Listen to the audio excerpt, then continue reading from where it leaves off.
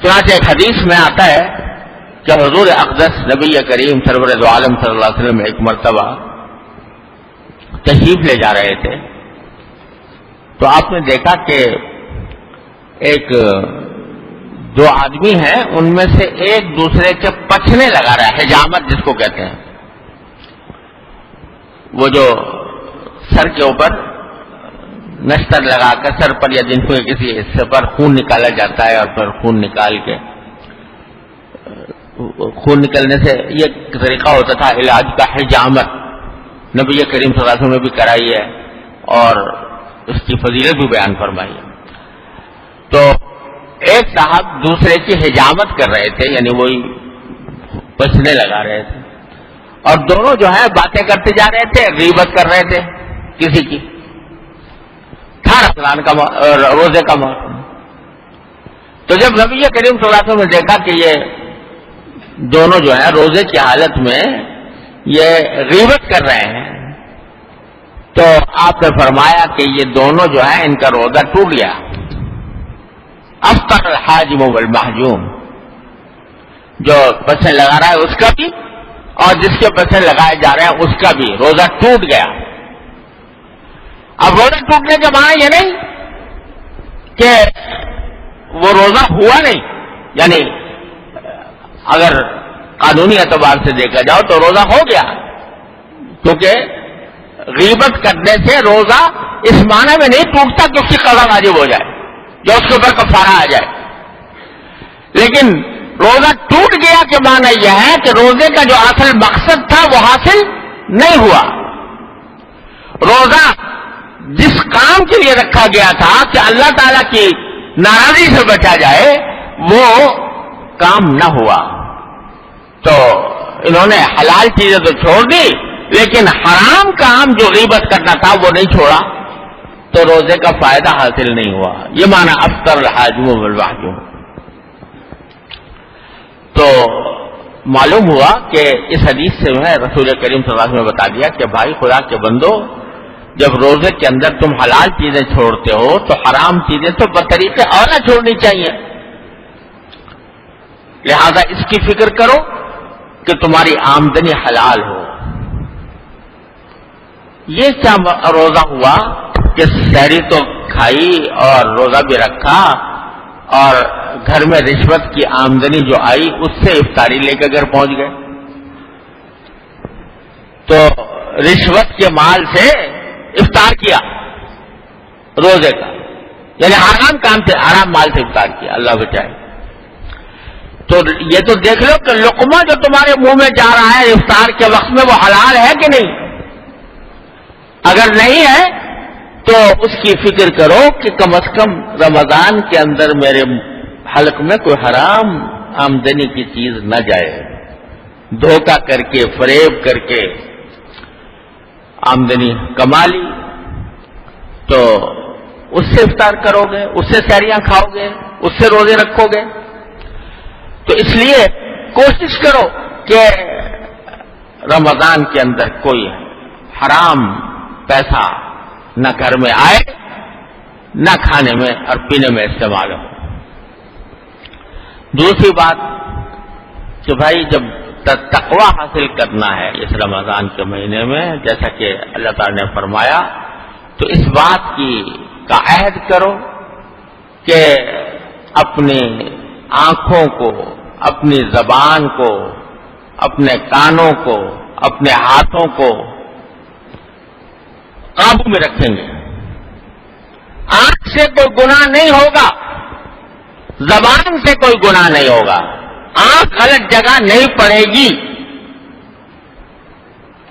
نامحرم کو لذت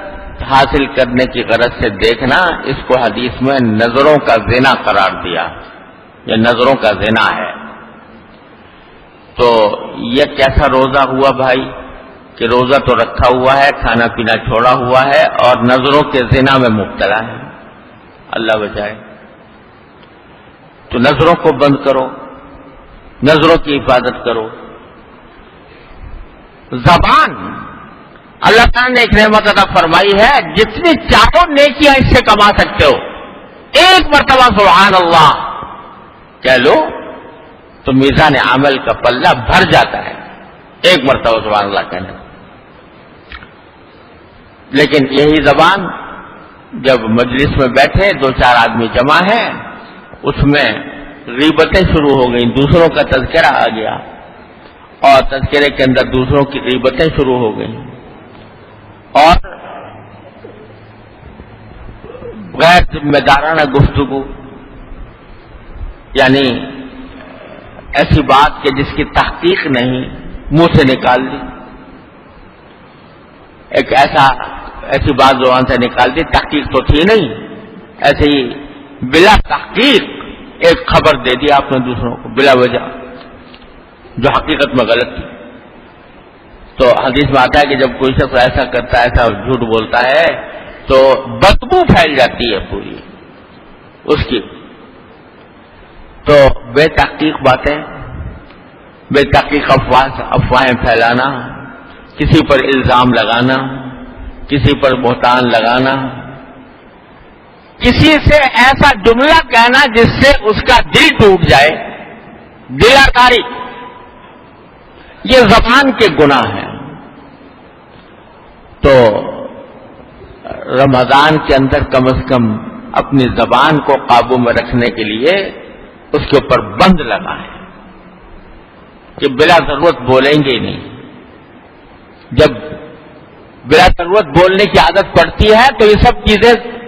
نکل جاتی ہیں، جھوٹ بھی نکل جاتا ہے، غیبتیں بھی ہو جاتی ہیں، بہتان بھی ہو جاتا ہے، اور خدا جانے کن کن بلاؤں میں انسان مبتلا ہو جاتا ہے. تو طے کر لیں کہ رمضان کے مہینے میں باتیں ہی کم کریں گے. ارے ایک ہی مہینہ تو ہے، اس کو تھوڑا سا اپنے آپ کو قابو میں کر کے گزار لو. آنکھوں کی حفاظت، زبان کی حفاظت کہ اس زبان سے کوئی کلمہ نہ جھوٹ نکلے گا، نہ غیبت ہوگی، نہ کسی کی دل آزاری ہوگی، نہ کسی کو گالم گلوچ کا رسوالی کیا ہے. حدیث میں رسول کریم صلی اللہ علیہ وسلم نے فرمایا کہ اگر کوئی تمہارے سے کرنے بھی لگے، لڑائی کرنے لگے کوئی شخص تم سے روزے کی حالت میں، تو عام حالات میں تو یہ حکم ہے کہ فَإِنِ اعْتَدَىٰ عَلَيْكُمْ فَاعْتَدُوا عَلَيْهِ بِمِثْلِ مَا اعْتَدَىٰ عَلَيْكُمْ. جتنا اس نے تمہارے ساتھ زیادتی کی تم بھی اتنی ہی کر سکتے ہو بدلہ لینے کے لیے. عام حالات میں تو یہ قاعدہ ہے. لیکن حضور اقدس صلی اللہ علیہ وسلم فرماتے ہیں کہ رمضان میں اگر کوئی تم سے لڑائی کرے تو اس سے ایک ہی بات کہہ دو کہ بھائی میرا روزہ ہے، انی صائم، میرا روزہ ہے. کیا مانا کہ میں روزے کے اندر اپنے آپ کو اس فضول لڑائی کے اندر مبتلا نہیں کرنا چاہتا. چاہے میرا حق ہو کہ میں تمہیں جواب دوں، چاہے میرا حق ہو کہ میں تم سے بدلہ لوں، لیکن چونکہ میرا روزہ ہے تو روزے کی حالت میں میں نے اپنے آپ کو مجھے اپنے آپ کو قابو میں رکھنا ہے، لہذا میں تم سے کوئی جواب نہیں دوں گا، تمہاری بات کا کوئی جواب بھی نہیں دوں گا. یہ تعلیم دی رسول اللہ صلی اللہ علیہ وسلم نے. تو زبان کو قابو میں رکھو، کوئی غلط بات اس زبان سے نہ نکلے. کانوں کی حفاظت کرو. کانوں کی کیا حفاظت؟ کہ اس کے اندر کوئی ناجائز چیز نہ پڑے. گانا بجانا جو ہوتا ہے وہ نہ ہو، اس کو سننے سے پرہیز کرو. تو جب تم آنکھوں کی حفاظت کرو، زبان کی حفاظت کرو، کانوں کی حفاظت کرو، ہاتھوں کی حفاظت کرو کہ یہ کوئی غلط کام نہ انجام دیں، کسی کے ساتھ زیادتی نہ کریں، تو انشاءاللہ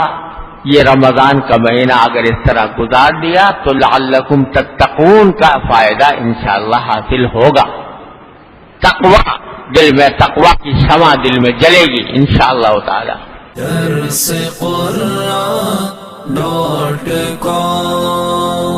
www.darsequran.com